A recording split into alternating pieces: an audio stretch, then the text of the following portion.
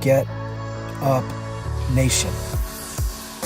My name is Ben Vidic. I am the creator and host of the Get Up Nation podcast, where I serve individuals, organizations, and societies to develop and sustain resilience and perseverance.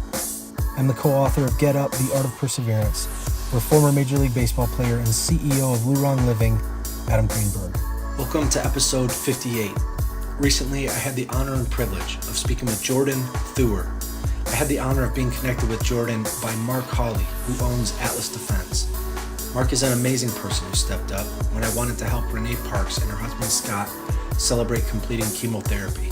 Check out Renee's amazing journey on Get Up Nation podcast episode 3 and check out Mark Hawley's Atlas Defense at the link below, where he coaches his clients on personal security to develop confidence through competence. He served in the Marine Corps and lives to impact veteran mental health, which brings me to Jordan. Jordan is the first Get Up grant winner of 2019. Get Up Nation provided him with $50 to get some gear he needed for a race he only had 4 days to prepare for. When we get into this episode, you'll understand why I believe Jordan is deserving of our support. He is doing amazing things and overcoming tremendous adversity. He is an ultra runner who just completed the St. Croix Winter Ultra 40-mile race in Hinckley, Minnesota on January 12, 2019.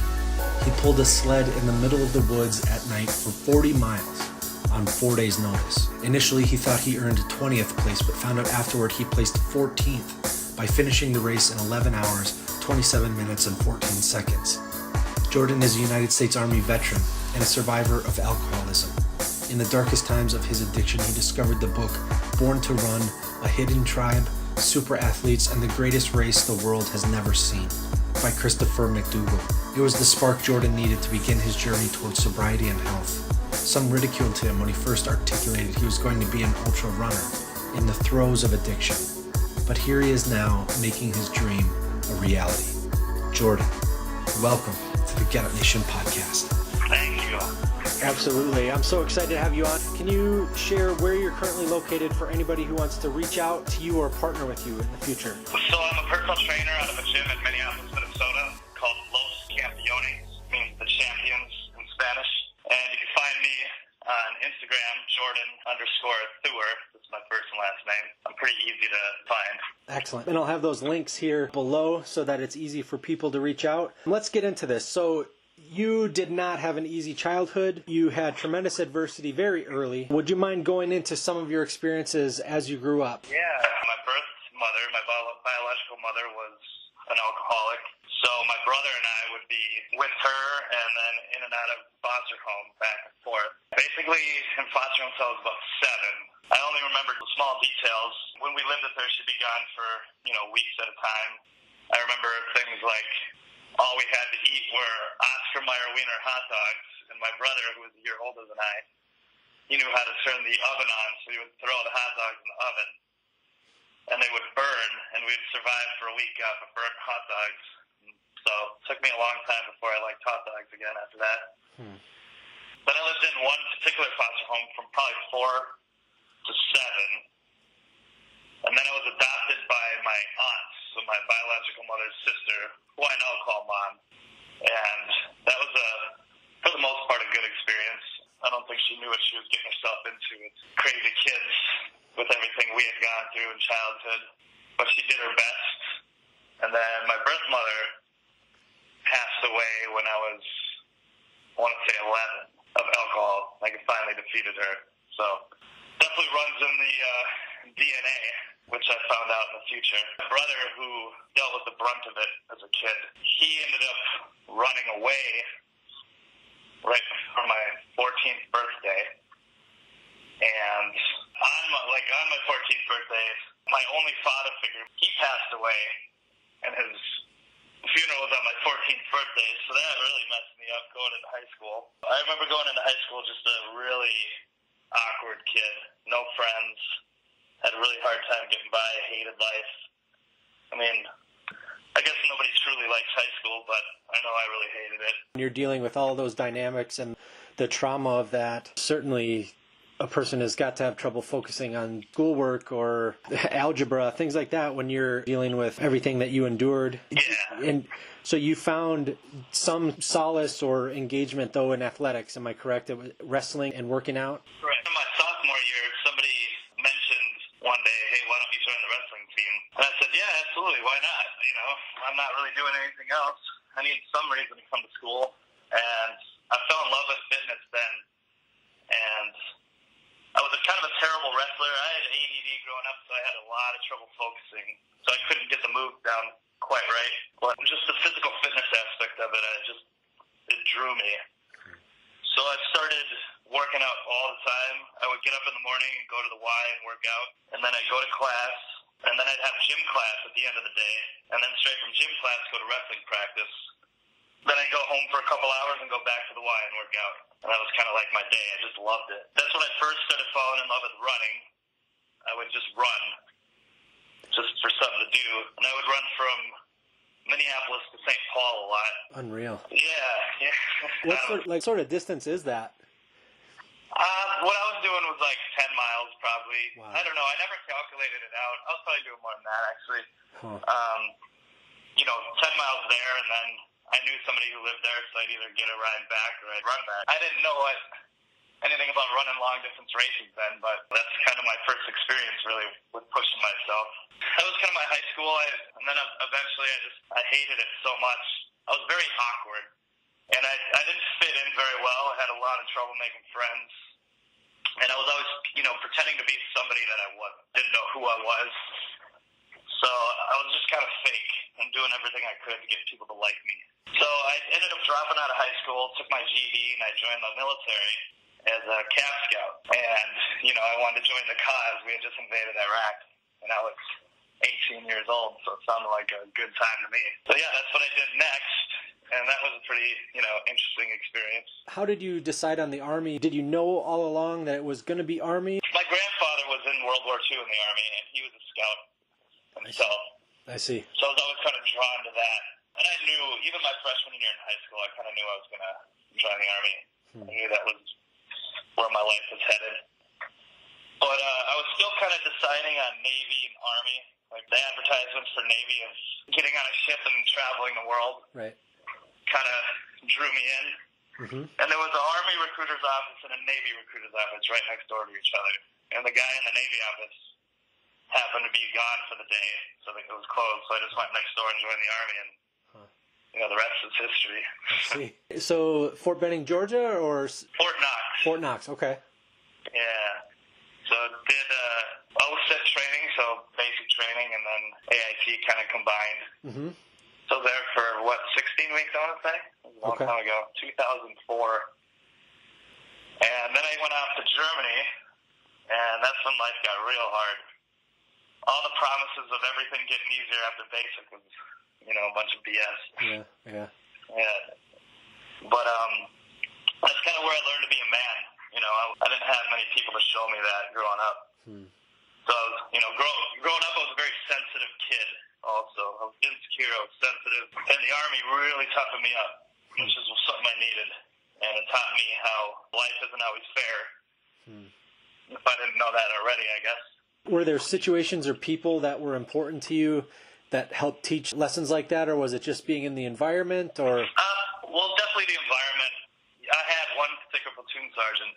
When I first got there, I absolutely hated him, and he just wanted to make life as miserable as possible for everybody. Mm-hmm. And he did a good job of that. We were all pretty stressed out and, worn out. But if it hadn't been for him, I'd be a totally different person today, I think. I definitely learned how to push past my limits. Definitely taught me a lot. And going into Iraq, had it not been for him, I wouldn't have been as prepared going into war. What were some of the missions that you were tasked with? So like a scout's real job is reconnaissance and security. So there wasn't much reconning to do over there since it was just pretty much policing. So we do a lot of patrols, driving around the Humvees. And then I got to a point, the last task, where I was security detail for the sergeant major. And that was a pretty fun job. So I was his gunner for the second half of it. First half was just kind of looking for IEDs and basically looking for trouble. that was about it. Were there any situations there, any lessons you learned or things that were troubling or growth that happened for you personally experiencing that environment? Growth, just learning to get through it one day at a time, learning to be patient, because we were there for 15 months. That's just a long time. It's basically like, in my mind, it was like doing prison time one day at a time. But yeah, I had some tough times. We lost a couple friends of mine, and that was pretty hard on me. Definitely didn't like seeing my, brothers get killed, but, it's part of it. That's a long time to be in that environment, 15 months. Every time you drive somewhere, you don't know if the road's going to blow up under you, and you don't know what's going to happen, and seeing friends of yours get hurt and losing them. What was it like for you returning home? Pretty surreal. When you're living day to day, not every day was bad over there, but you're ready for anything to happen. You don't know if it's going to be your last. Then you get home and, nobody knows what it's like. You can't really talk about it to anybody. You don't realize that you're still a little on edge. So that's when you start drinking a lot, just to kind of calm down. Mm-hmm. But it was a tough transition for me. But I started bartending right away. And I don't know if that helped or hurt, honestly. It didn't help the alcoholism, but had I gotten a job where I was somewhere by myself, then I'd be stuck alone with my thoughts. So bartending kept me kind of somewhat active and at least talking to people and social. Right.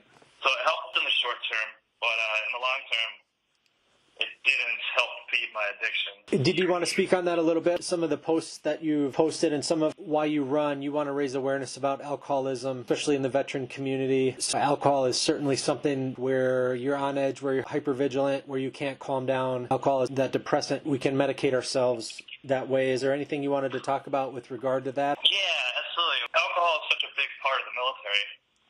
That's kind of all we do, train and then you party. I mean, we were drinking every night, and we were just having it was a blast while we were young.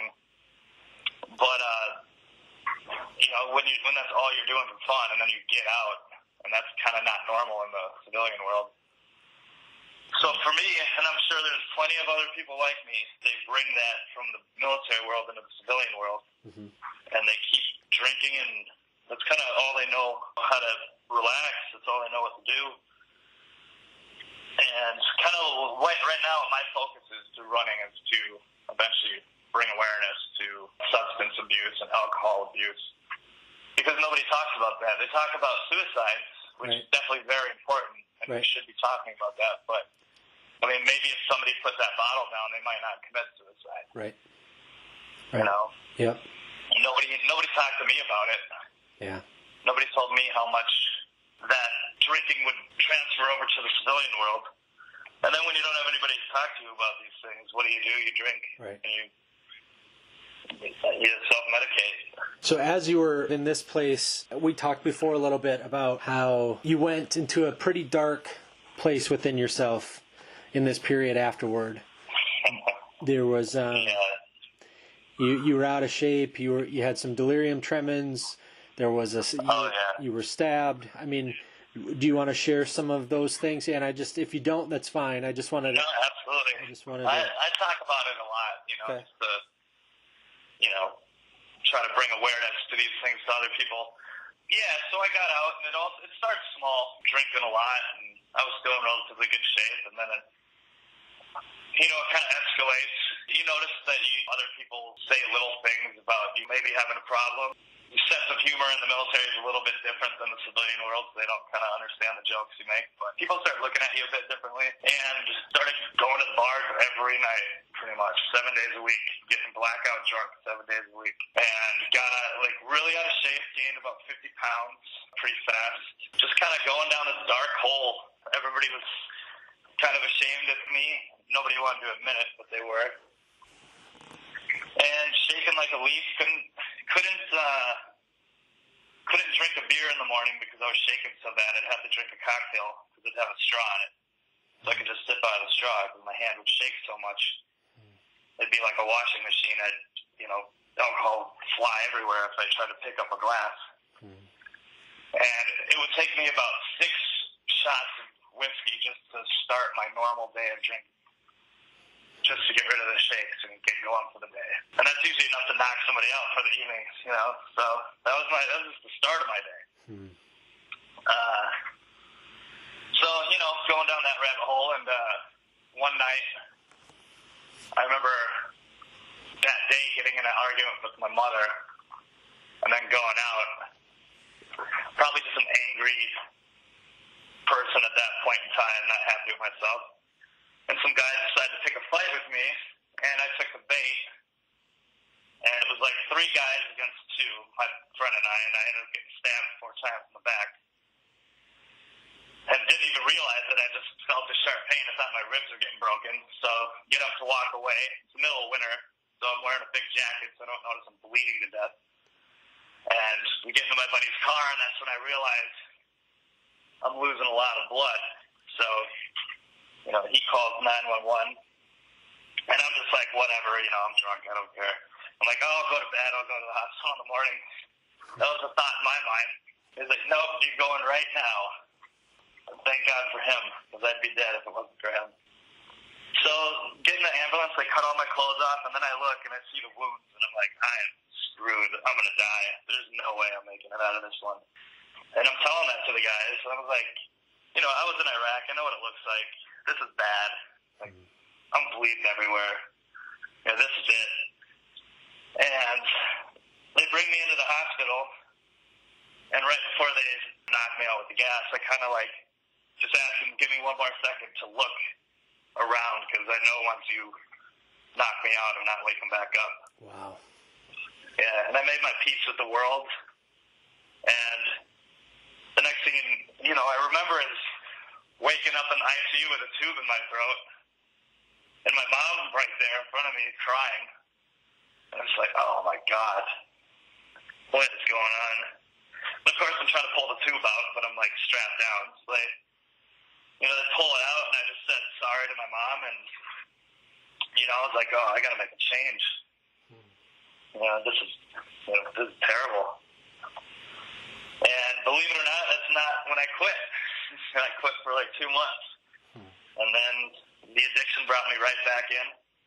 And it started slowly with maybe a couple beers a week. And I actually started getting back into running while doing that with just a few beers a week. Just, you know, I lost some weight after getting stabbed, got in shape. Kind of thought I was controlling my alcohol, you know, intake. And that's when I ran my first ever race. I ran a duathlon, which is a run, bike, and a run. And loved it. I loved the training for it.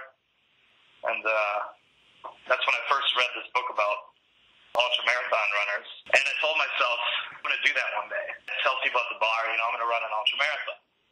But everybody laughed at me, you know. Nobody believed me. And then I started going back down that rabbit hole. Started running less. Started biking less. Started drinking more.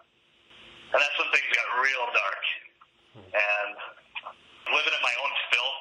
My bedroom was just for sleeping. I was living at home at the time because I couldn't afford rent, because all my money was going to alcohol. And, you know, just rotten food everywhere surrounding me. I didn't care. I'd be throwing up every night. So my bed was covered in puke. I'd be puking up blood every morning, shaking again. And I would bike to work. I'd be getting hit by cars because I was so drunk. Like, I should be dead from that, not wearing a helmet. But, you know, somehow managed to survive all that. And one day I just, middle of the night, I decided I need to make a change. This is ridiculous. You know, I'm killing myself. I can only puke up blood so much.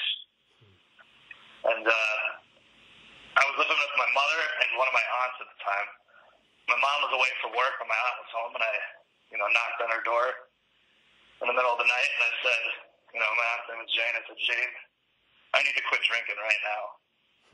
And she's like, you know, whatever, go to bed. Because I woke her up at 2 a.m. I was like, no, this has to happen now. If I don't start now, if I go to bed, I'm going to wake up and change my mind. So we got to get this ball rolling. We spent the rest of the night trying to figure out what to do, and I was bartending at the time. I called into my work and said I was going to be gone for a while. And then I wanted to go into rehab, but I was trying to work to the VA, and it was kind of a long process. I told them it would take a couple weeks. I was like, I need to go now. Like, I don't have 2 weeks. But it wasn't an option, so I just decided to shut myself away and quit on my own willpower. But I was ready, I was fed up, I was done. I was sick of being a fat slob. Cleaned my room, cleaned all the junk and trash and rotten food. And I've lived in a clean environment ever since. It's amazing what being sober will do. And then I started getting into bodybuilding. After being sober for about 2 weeks, I started going to the gym. And I switched one addiction out for another. I see. I started lifting weights every day, sometimes twice a day. That was my life. Decided to become a personal trainer. I decided I did this for myself. I want to do this for other people. I got into really good shape. And I did that. So I've been doing that for 4 years now until last summer. I ran a 5K to support my wife. And doing that, it sparked this passion that I had lost. This passion that I had back in high school, that I had the first time I quit drinking, running. When I was weightlifting, I had something I always felt like it was missing. And when I started running, it sparked back up. So then I kind of got obsessed, as a lot of people call it. I started running every day. So that 5K turned into 10 miles. I told my wife, I'm going to run 10 miles today. And she's like, what? Are you sure you can? I was like, I don't know. I'm going to try. Why not? I'm going to give it a shot. And I did it. And after running 10 miles, I laid down, got up an hour later, and went to the gym, got on the treadmill, and ran another 3 miles. And that was my life. So I went from a 5K, and then I decided, I'm going to run the Twin Cities Marathon.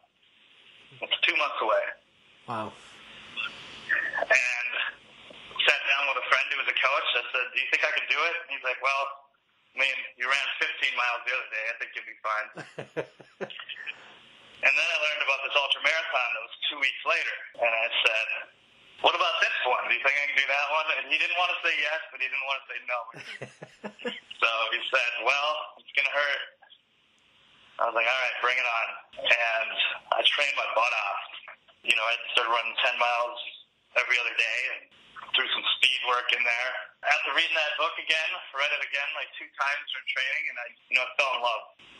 Is it because it's that monumental challenge that it engages you to the point where it draws from you that interest and that passion because it's so hard? Or is it the connection with being alongside other athletes of this caliber that lets you lock into your greatness? It seems like through your entire life, there's only been a few people who have really accessed your greatness or communicated to you your value. Is it by being around these high caliber people where you're able to access those brilliant parts within yourself to accomplish amazing feats? What is it about this process that really engages you, that draws out this passion in you? It's kind of all the above. Running an ultra marathon, it's more mental than it is physical. It's a battle with yourself. It's a battle with your mind. After you get to a certain point, everything hurts. Right. And it's excruciating. And your mind is telling you to shut it off, to stop. And you got to fight that. And knowing that you can push yourself further than you think you can, and we all can, but usually we just listen to our brain and we shut it off. So we stop. So now you gotta be able to control your mind and push past that pain. And that's something that you don't perfect really, because it happens at every race. Like, it's going to happen at the next one, and I'm going to have to push past it, and it's going to be tough. Who's going to say that I'm going to be able to do it the next time? But I'm going to do everything I can. It's a battle with yourself. You're not racing everybody else, you're racing yourself in your own mind. And it's definitely knowing that there's other people out there cheering you on. It's a really awesome community. Everybody's so welcoming, and there's so few of us. There's more than people think, but I think my wife told me it's like 0.02% of the world are ultra runners. It's kind of cool to think about. It's fun to say that you're with that, part of that select few. What's it like as you start one of these races, when you take that first step? What's happening with you at that first step? A lot of anxiety. My wife is a saint, honestly, because the few days leading up to a race, I am not fun to be around. I mean, I'm really high strung, I'm stressed out, my nerves are going through the roof. That's where the mental battle really starts. Your mind's going to tell your body whether you can do it. And it's going to start telling your body before the race even starts. So you got to control that even before you've even gotten to the race. So then, leading up to it, it's just a different kind of battle in my head. And I get out there, and it's like, it's usually like the last one was in the winter, so it's cold, and you're sitting there waiting because you're not wearing too much gear because you don't want to be overheating while you're running. So at this point, I'm freezing, and once it starts, though, you start going, and it all clicks. It's like, okay, here we go. The first few steps are weird. It's like, all right, it's kind of even trying to remember what to do and remember how to run. And I don't know, it usually takes me about a mile or two to catch my stride and even fall into a rhythm. So the first mile is kind of wishy-washy, but then it all kind of falls into place. As you talk about this, I'm revisiting all those feelings of preparing to go out on a mission where you're checking all your gear. Maybe it's different for you, but for me, it was like that intensive focus on, do I have everything I need? Is everything in the place when I need to access it in a hurry? Is it where I need it to be? Do I have all the things? Pre-combat checks, is the vehicle set up? And then you get out on the road and you can have your plan, but obviously reality doesn't go according to plan frequently. And I never thought about that. Is it kind of a similar process? Because just looking at some of your posts as you were getting your gear ready for the race where you only had 4 days notice, you had the sled, your organized calories you need to take in during the race, fluid balance. For me, it just reminded me of that emotional roller coaster that I went through of super highly tuned anxiety. I'm running every scenario through my head. I'll get my plan. I know I got to be dynamic because reality will be different, but I'm going to be ready for anything.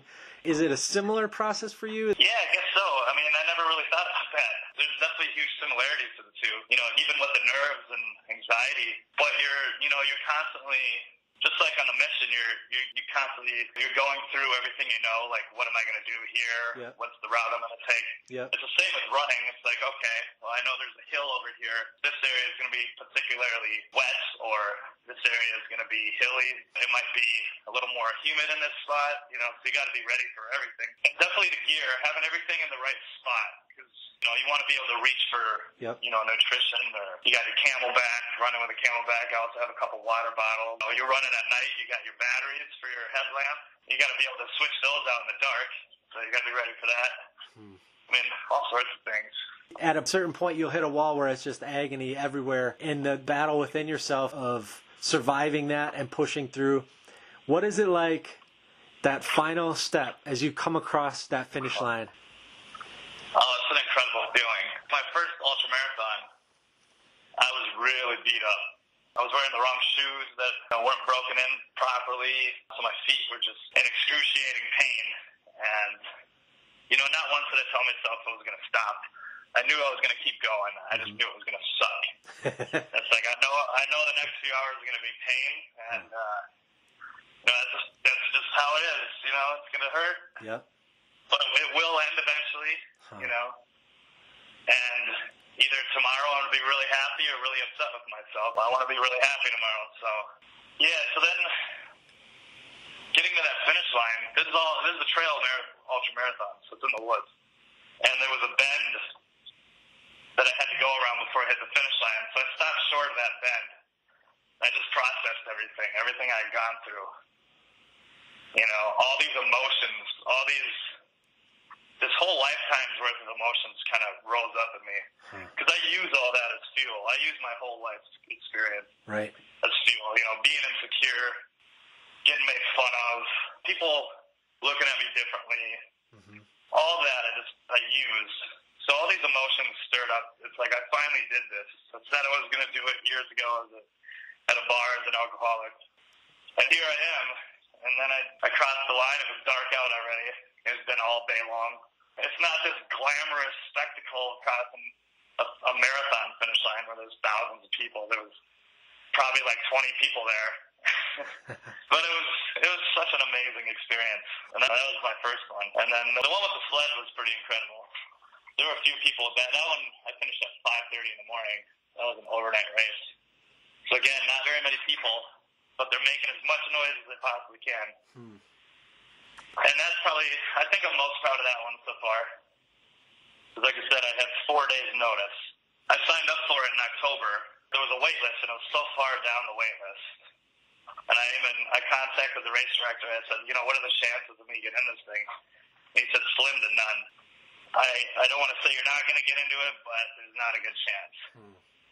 So I'm like, well, all right, whatever. I'm not going to train for it. My feet are beat up from the last 50-miler. I'm just going to relax, enjoy Christmas, enjoy the holidays. And I kind of forgot about it. And then 4 days prior, I get an email. Congratulations. You've gotten into the St. Croix Ultra. And I'm like, what? My wife was in the bathroom, so I went in there. I was like, hey, so what do you think of me running this race this weekend? We're going to have to go stay at a hotel. And so she needed a minute to process that. And again, she's a saint. So then all my anxiety starts rushing up. Right. Because I haven't trained for this thing. I'm like, I can't do this. I'm pulling a fit in the middle of the snow. Like, I haven't trained in 2 months. Like, this is stupid. Like, what am I thinking? So, I contact a friend of mine. Her name's Joe Barta. She actually helped pace me for the 50-miler. And I was like, what do you think? And then my old coach contacted him, the guy who helped coach me for the 50. And he was like, yeah, you should be fine, So I'm like, okay, I guess if I should be fine, that's okay, whatever. Here we go. I guess I'm gonna do it. And yeah, so then we started planning, and then again, my anxiety skyrocketed. It's this constant battle. Like, you haven't trained. Right. This is stupid. What are you thinking? You don't even have the gear for it. But I can't say no. I have to do this. I know I'm going to regret it if I don't. Right. And I don't like regretting things. Right. Yeah, so then, we go stay at this hotel up north in Hinckley, Minnesota. And go out there. The race started at 6 p.m. We got out there at about 3. And had all this gear, about 60, 70 pounds worth of gear on a sled. Wow. You saw the pictures. It's pretty ridiculous, strapped to my waist. And it's all survival gear. And this is a self-supported race. So you have to carry your own water, your own food. So at most ultra marathons, there's a aid station every 5 or so miles. And they give you food and they give you water. It's all supported for you. So this one, you bring your own. Wow. And you have to start and end with a certain amount of calories, which means you got to have those calories and then extra calories that you're actually going to eat during the race. So no training with this sled. And the race starts, and I'm like, all right, well, this is my first time pulling a sled. Is the first 2 steps of this race. So now I got to kind of acclimate myself to doing that. And it was a huge learning experience, but probably one of the most amazing experiences of my entire life was running in the middle of the woods at night with a sled strapped to my back with a little headlamp for light. That's probably the most competitive I've ever been in a race. Like, every time I wanted to stop, I'd see somebody in front of me. We all had little red flashing lights on, so you could see where people were. So when I saw that flashing light, I was like, all right, I'm going to beat this guy. I'd start running, and I'd get past him. Well, now I've gotten past him. Well, now I need to go far enough to where I don't see his blinking light anymore. Because I don't want him catching up with me. And then I'll rest a little bit. Then I'll speed walk. So I run my butt off. Next thing I know, he's gone, but then there's another one in front of me. Oh my gosh, okay. All right, well, I'm going to run up to this guy. And then I hit a point where I was just about at the halfway point. And this was the most crushing defeat I've ever had in a race, where there was 2 miles of just slick ice. Ooh. And I wasn't prepared for this. I didn't have spikes on my shoes. Never ran or really walked on ice like this. It was really slick. For 2 miles, it was just slow going, like a turtle's pace. And all these people I passed me back up. And it was just demoralizing. Right. Like that was it. I was like, I'm done. This is stupid. What am I doing out here? And then I get past that. I'm exhausted. I I haven't hydrated properly because every time I should be stopping to drink fluids, I'd see someone and I'd try to pass them. So I wasn't really racing smart at this point. But then I get to this checkpoint, the only one in the race. I scarfed down a whole can of Pringles that I had with me and eat some cookies and some It's all junk food because you need all these calories. You need empty calories, so you're just eating junk food. And I chug a bunch of water, and all of a sudden I just felt great. And I was ready to go. And I got back out there, and I pushed myself for 20 miles. Wow. And I just ran hard and didn't see another soul. Nobody passed me. I just pushed it to the end. Man. And that was a good feeling. Knowing that I hit a wall, and I was ready to be done, but you didn't listen to it, and you drive on. Right. Amazing. I thought that was so awesome how you said at the end of these runs, there isn't 10,000 people standing there cheering. There's like 20. Yeah. And that, to me, I love that because it's just like the people who know and understand what you've done, they have probably understand that pain that you've pushed through and what you've accomplished. And, 10,000 people, they may not know the depth of what you've just done. And it's like the difference between having a true connection with a few sacred people versus just having like a superficial, good job or something like that. I certainly am not an ultra runner, but to be in the ranks of those who understand what's happening and to have their respect, isn't that better? Yeah, no, I agree with that. People that actually know what it feels like, it's fun to have them cheer you on for sure, because they know what you've been through. So there are bigger ultra marathons, like some really prestigious ones where there are huge crowds at the end, which I'm hoping to get into in the next couple of years. So hopefully I'll have the best of both worlds, be able to finish and have a giant crowd cheer me on. Yeah. Tell me about these future races that you're training for. Well, I have one in 8 weeks called the Zumbro 50. Again, I don't feel like I'm quite ready. I have a lot of work to do in 8 weeks. I'm doing 2 a day, 3 a day workouts. I'll probably run 2 more times today. And I still got to lift weights. And so that's in 8 weeks. And then I have a marathon in North Minnesota called the Grandma's Marathon.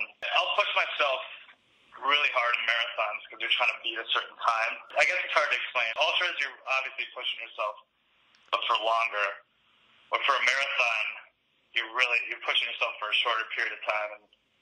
And for an ultra, I'm trying to finish. Or for a marathon, I'm trying to beat my last time. I see. If that makes sense. Yep. So I'll do that, and then a few weeks later, I'll do the toughest mudder, which is the Tough Mudder course, for 12 hours.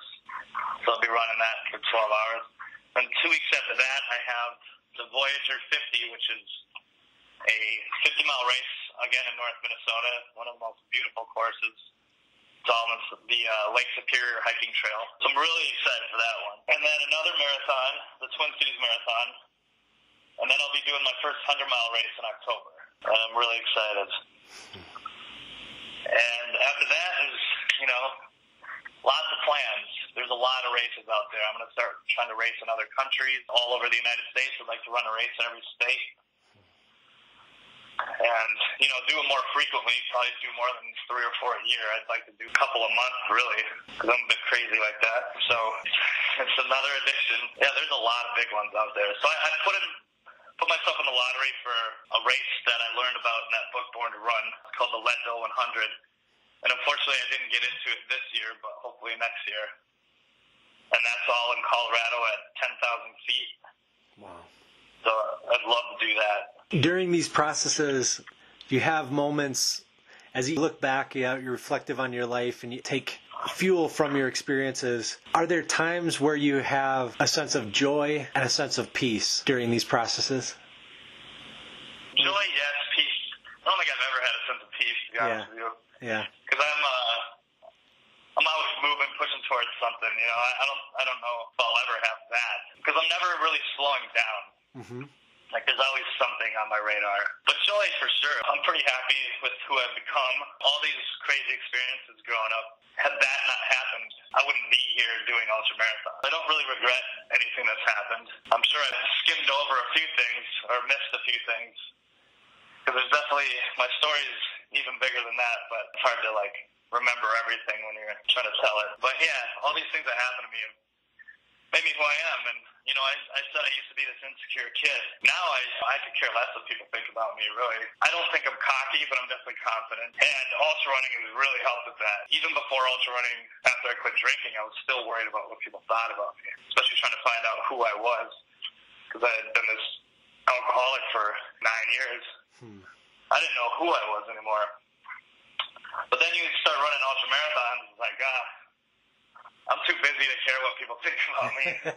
I gotta go train, there's too much going on to worry about trivial things like that. And if they don't appreciate me, then the hell with them. I don't know what else I have to do. Is there anything else you'd like to share, whether it's words of encouragement for those who are in addiction? I know when we spoke before on the phone, there was a point where you got to the point where you were considering suicide and refused that as an option because you didn't want to do that to your adopted mom. Is there definitely anything that you want to say at this point, or anything further that you'd like to share? Well, I guess, if anyone is dealing with that, there are other options. And first you got to admit it to yourself. You have to admit to yourself that you do have a problem. And that's the first course of action. But there's so much more to do. There's so much out there. If you are contemplating taking your life, just think of your family and what you're going to do to them. I don't know. It just seems almost, to me personally, it's selfish. How could I put my family through that? And, there's just so much joy out there in life. If you're going through a rough time, there's somebody out there to help you. And this is a big world. There's plenty of things to do out there. You're going to find something you love. Just take some looking. So I always end the show with 6 questions to help my listeners understand the why within my phenomenal guests. Do you mind running through these 6 questions with me? All right. Who are you thankful for today? Definitely my wife. She's a trooper, as I said, putting up with my nonsense. I'm not easy to be around sometimes. So for sure my wife and, my adopted mother and family and all my friends and everyone who supported me. And then my aunt, the one who helped me that first night I quit drinking, for sure, my Aunt Jane. I'm thankful for all of them. They've always had my back and always will, They support me through everything. And now that we've covered who you're thankful for, what are you thankful for today? Definitely the ability to run these races. I'm thankful for that, because there's many people that don't have that option. I have some friends over there in Iraq who lost their legs, and, they don't have this option. There's people that can't do it. There's people that are born with disabilities who can't do what I'm doing. Definitely thankful for the ability to run. And how do you fuel the fire within you? That's tough. That's a tough question, because every day is different. Definitely use all my past experiences, my insecurities. Every step is fighting my old insecure self. Some days I'm fueling it with my goals. I'm goal-oriented. I have a goal of completing this race or completing this race at this time. Some days it's just using my past, like I said. Some days I just need to go on YouTube and look up a motivational video. Every day is kind of different. And what is one thing adversity taught you to value? Strength, for sure. Physical and mental. The ability to get stronger. Definitely to adapt and overcome things. What are you doing today you never thought you could? Well, pretty much what we've been talking about, running ultra marathons. And also coaching and training people. Being this insecure kid, who would have ever thought that I'd be one-on-one training somebody, and they're looking at me, listening to everything I say. And so you better know what you're talking about. You got to be confident and secure with yourself. So being able to coach people, for sure, especially when they're looking at me for answers. And what will you do tomorrow that you never thought you could?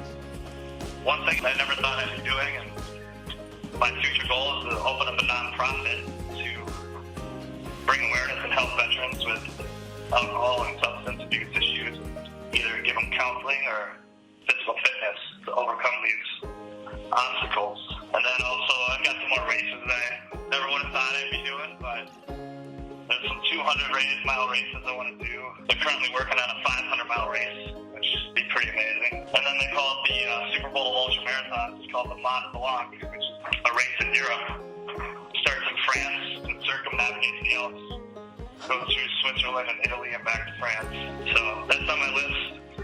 And also, I don't know if you've heard about this guy, named Colin O'Brady. And he just was the first man to cross one end to the other of Antarctica unassisted, all by himself. I did hear about this. I did see that. So Yeah. now my sights are on something like that too. I'm a bit nuts. So I haven't told my wife yet, so she's probably gonna find out. But so yeah, have fun with that. But that's something that would be pretty amazing. I don't know if it'll happen, but it's something that's on my radar now. How can people learn more about you, follow you, or support you? Right now, just Instagram, and I'll be posting stuff about this nonprofit, hopefully in the not too distant future. But just my name, Jordan Theurer, with an underscore in the middle. That mostly race stuff, so Awesome. you gotta be interested in that as well. But yeah, I'm pretty easy to reach. I'm pretty available, and I'm always willing to answer questions or help somebody out who's going through a tough time. So, Jordan, thanks again for taking time. It's been an honor. thank you.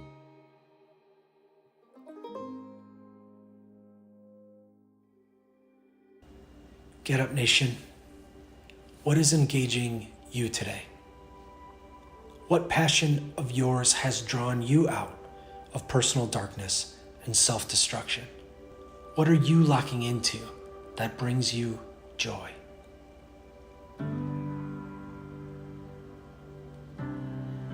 What if we celebrated these monumental moments in each other's lives more often? What if we got beyond ourselves a little more often and were waiting there at finish lines in the dark as others achieve their lifelong dreams after enduring decades of pain and neglect? I think of how Scott Parks was waiting there this week for his wife Renee as she came out of brain surgery. After standing by her for years, as she accomplished amazing feats while battling cancer and continues to fight on. She was guest 3 on this podcast and continues to embody everything Get Up Nation stands for, with Scott fighting at her side. Who in your life is desiring to surprise you? Who are you tempted to ridicule or dismiss? Who inspires such allegiance in you that you leap into the trenches, saying no matter how long it takes, no matter how much it hurts, I'm here and will be here?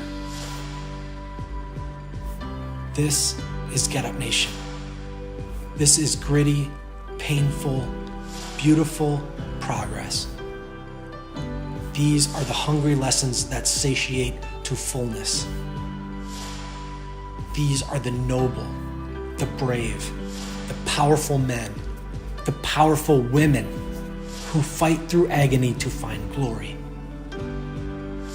This is Jordan running through the night until the very last steps across the finish line. Lungs burning, muscles aching, 100,000 agonizing nights at his back, and a smile bright as dawn, beaming as the sunrise splits the darkness, making it all worth it, believing there was better, and laying